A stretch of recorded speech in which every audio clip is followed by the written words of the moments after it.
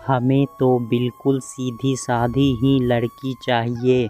आजकल की लड़कियां तो बहुत तेज होती है। पूजा को स्कैनर मशीन की तरह देख समोसा में चटनी डालते हुए सुलेखा देवी ने कहा, चिंता मत कीजिए, हमारी बेटी बहुत ही सीधी सादी है। आपको शिकायत का कोई अवसर नहीं मिलेगा। प्रति उत्तर में उसकी मां कंचन जी ने तपाक से कहा, तो फिर बात पक्की समझो। सुलेखा ने अपने बेटे की राय जानने की भी आवश्यकता नहीं समझी। यूं भी उनका व्यक्तित्व इतना दबंग था कि वो कुछ कहता तो सुनी भी ना जाती। पूजा मेधावी थी और खेल में अपना करियर बनाना चाहती थी। वो प्राइवेट विद्यालय में पढ़ा भी रही थी, लेकिन मध्यम वर्गीय परिवार में जन्म, उस पर 3 बेटियों में उसका सबसे बड़ा होना एक दुर्गुण था। बस इस अवगुण ने उसके इस्पात से इरादों पर जंग का काम किया।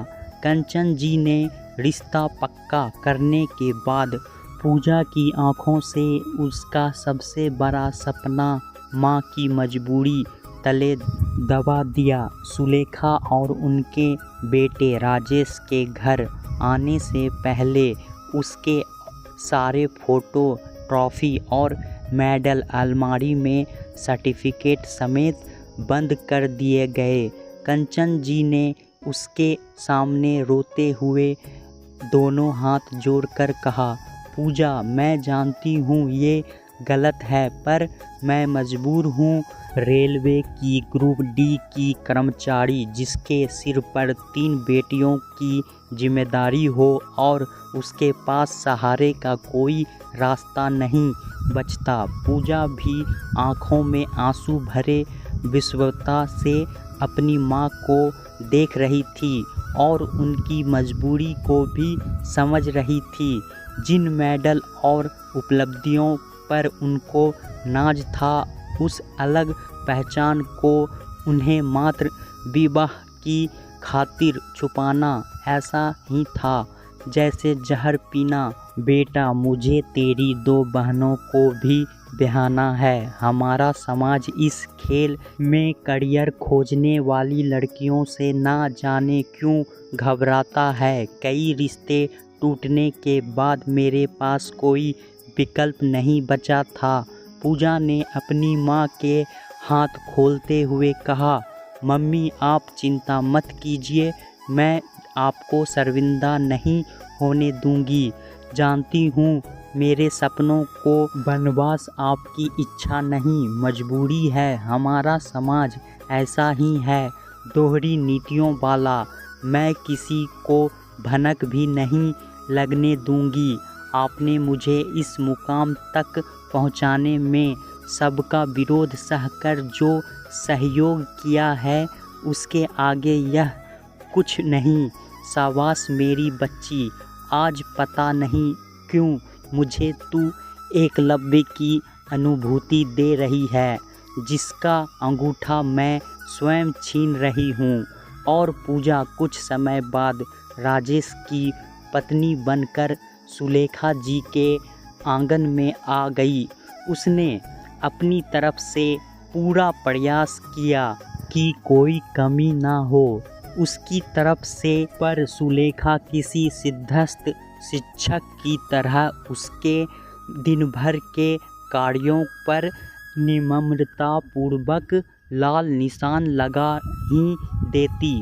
उनका दबंग रोबाली व्यक्तित्व तो करेला था ही, ऊपर से वह पुरुषों द्वारा प्रयोग किए जाने वाले अपशब्दों का भी प्रयोग करने में कोई परहेज ना करती थी।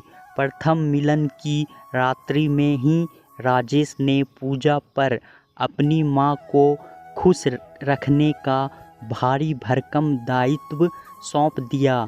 राजेश भी स्वयं उन्हीं की परछाई था। हमारे समाज की दोहरी विडंबना यह है कि बस कन्या का संस्कारी होना आवश्यक है। बाकी वर और उसके रिश्तेदारों को यह संस्कारों की रीत से कोई लेना देना नहीं होता। सुलेखा और राजेश गाली गलौज के साथ अपनी मर्यादा भी भूलने लगे थे। उनके तेज तर्रारा स्वभाव के कारण उन्हें कोई अपनी बेटी देना ही नहीं चाहता था और पूजा की मजबूरी उसकी माँ और बहनें थीं। उनके एक गलत कदम उठाने से उनके विवाह में कठिनाइयाँ आ जाती। राजेश की पूजा के साथ की जाने वाली शारीरिक हिंसा उन्हें मर्दांगनी और पूजा को अपने काबू में करने का सटीक तरीका लगती। बेचारी बहुत सारे अवसरों पर अपमान से तिलमिला जाती। उसका जी करता कि सब कुछ छोड़कर चली जाए, पर उसे अपनी माँ का आंसुओं में भीगा मजबूर चेहरा याद आ जाता। सुलेखा ने राजेश को अपनी सत्ता बनाए रखने के लिए सदैव ही किसी ड्राइवर की तरह प्रयोग किया। 6 माह की शादी में राजेश पूजा को 2 बार हाथ उठाने की कोशिश कर चुका था। अपनी माँ के कहने पर चाय बनाने में जरा सी देर होने पर राजेश के भीतर का पागल हाथी अपने महावत सुलेखा देवी के निर्देश पर तीसरी बार हमला करने के विचार में आया। उसके मुंह से पूजा के परिवार के लिए मूसलाधार बारिश के समान अपशब्द निकल रहे थे। सुलेखा देवी अपनी शिक्षा और माँ बहन की भद्दी गालियाँ सुनने के बाद पूजा चुप ना रही।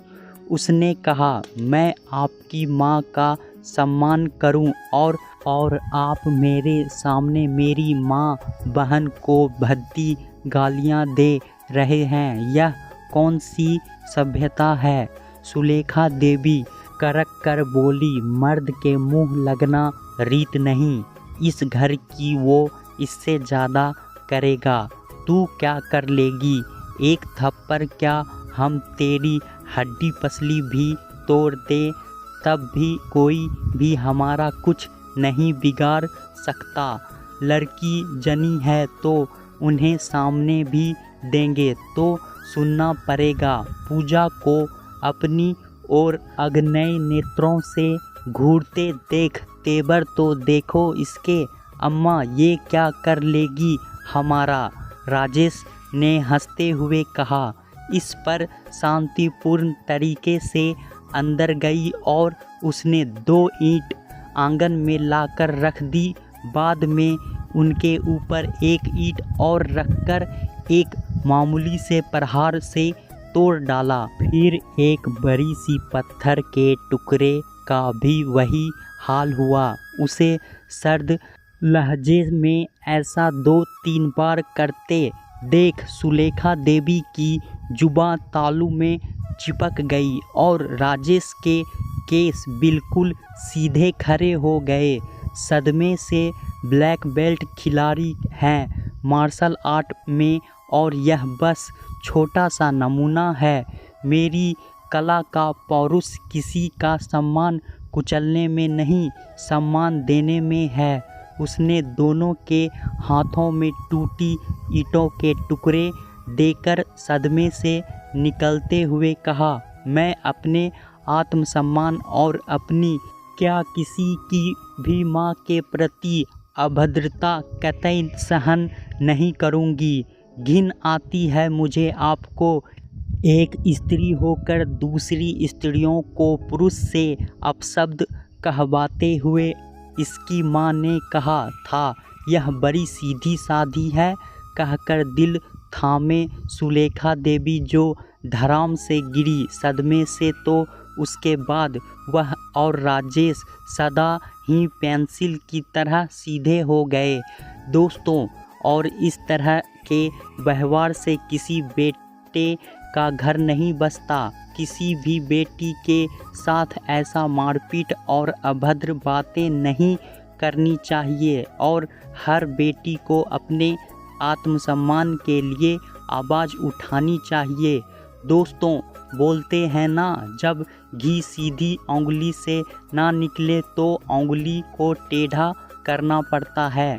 दोस्तों, कहानी कैसा लगा हमें कमेंट बॉक्स में ज़रूर बताएं। चैनल को लाइक शेयर सब्सक्राइब करना ना भूलें। धन्यवाद।